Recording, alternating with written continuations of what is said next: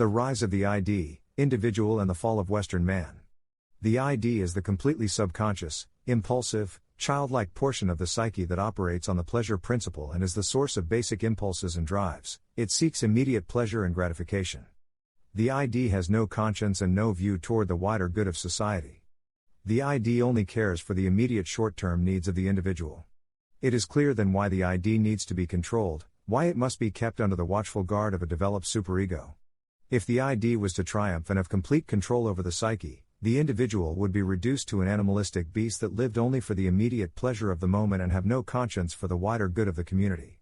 The enemies of the West know all too well how the human mind works and are using this knowledge against Western man. They seek quite simply to free the from the constraints of the developed superego. By freeing the enemies of the West seek to reduce Western man to a group of self-interested individuals, who when placed within the wider confines of a multicultural society do not have the group consciousness or cohesive nature necessary to survive as a distinct people or cultural group. Let's look carefully at how this could happen. Imagine a group of people who were once a homogeneous and tight-knit community, a people with an advanced set of morals and values that had developed into deep-rooted and highly complex traditions and a long illustrious heritage. We know that those people would pass down their morals and values from generation to generation as parents and role models helped to impart a developed superego into the next generation of society. Now imagine if over a period of 40 or 50 years a generation gap occurred, a gap that prevented the superego being handed down from one generation to the next. Imagine if parental control over the young and the structures within a society broke down, meaning that the young grew up without discipline or positive role models.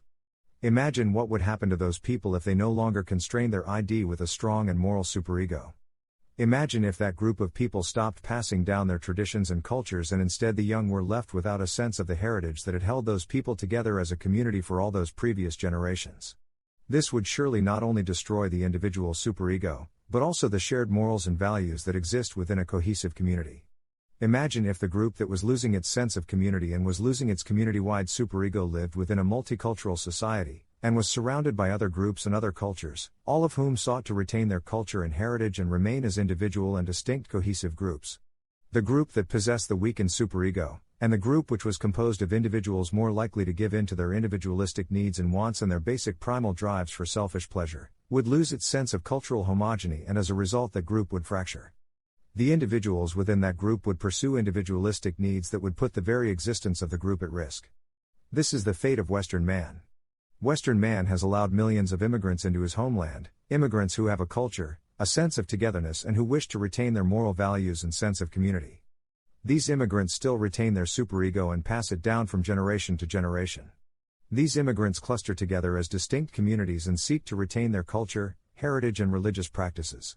At the same time, Western man has slowly seen his superego become weakened and distorted. The consequence of which is that the has increasingly been allowed to dominate the Western psyche. Western man has become increasingly individualistic and Western communities have become fractured and disparate. The bonds that held Western communities together and the trust and love between Western man and his brothers have been broken as successive generations have followed the need for immediate selfish pleasure above the need to protect the group and do what is best for Western society. As the individual's superego has slowly weakened, so has the sense of community consciousness. This is the aim of the enemies of the West, to unleash the and see Western man be reduced to mere animalistic beasts that could neither build nor defend a civilization. The promotion of animalistic desires and instant gratification is of course not something the enemies of the West find difficult to push upon Western man. After all, how difficult can it be to persuade people to have fun and let their obligations and cares drift away? It is even easier to convince someone that the path of hedonism is the correct route to take when their moral compass has been smashed. But how have the enemies of the West gone about smashing the Western moral compass? The enemies of the West have smashed Western morality and values in numerous devious ways, all of which undermine a different key facet of Western society.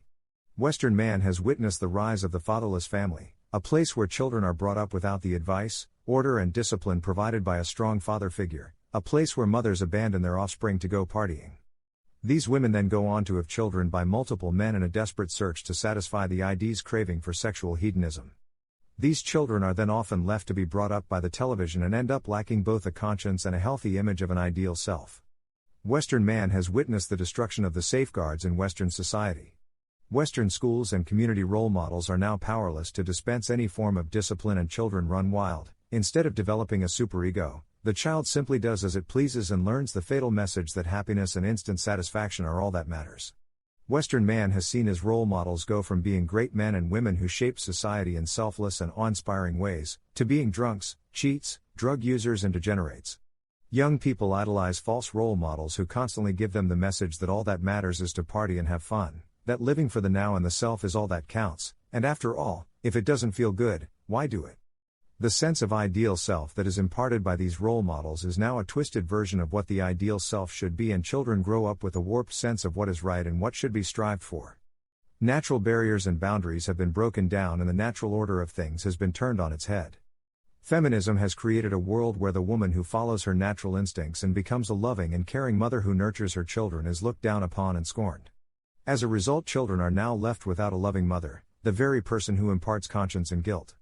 Feminism has attacked the two-parent family, telling the woman she doesn't need to stay with the man she fell pregnant to and that a father isn't important.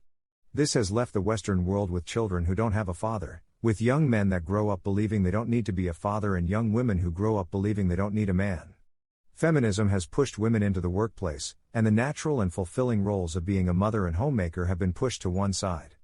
Women are encouraged to follow masculine career paths and engage in futile attempts to outperform their male counterparts. This leaves the Western female with a reduced birth rate as women pursue material goals rather than the spiritual ones that have served Western man so well for generations and have held Western society together. As a direct consequence of feminism, the male has become emasculated. The male is no longer the alpha, the provider and the strong cornerstone of the family or the community. The male now cowers beneath his female, he begs, cries and fails to satisfy her as the natural gender roles have been reversed.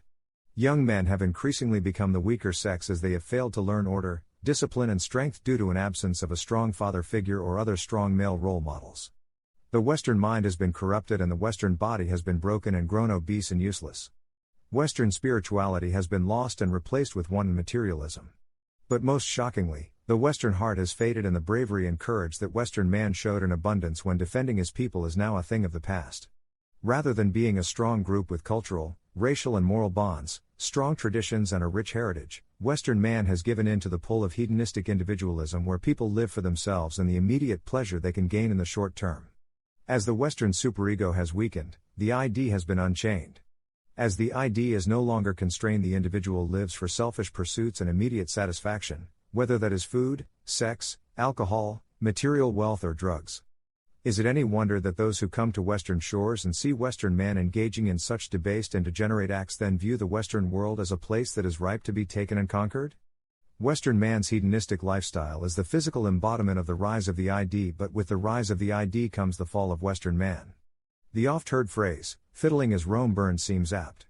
But in a more modern sense, Western folk are partying, drinking and having endless promiscuous encounters as Western civilization crumbles and the West is slowly colonized by an endless stream of culturally hostile immigrants. The rise of the ID is present before the collapse of any civilization. Every great nation or civilization that has collapsed has embraced the cult of individualism, and the individual has been increasingly motivated by the pursuit of endless and immediate pleasure.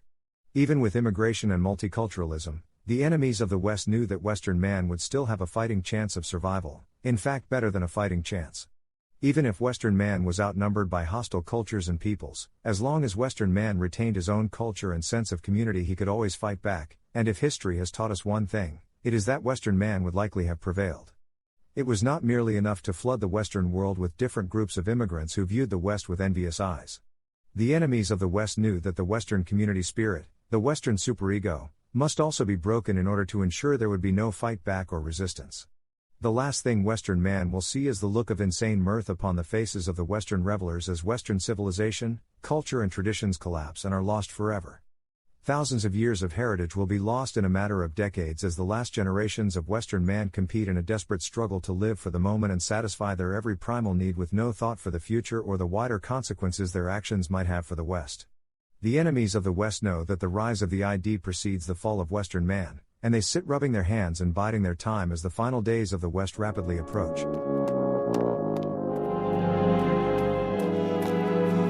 Wake up!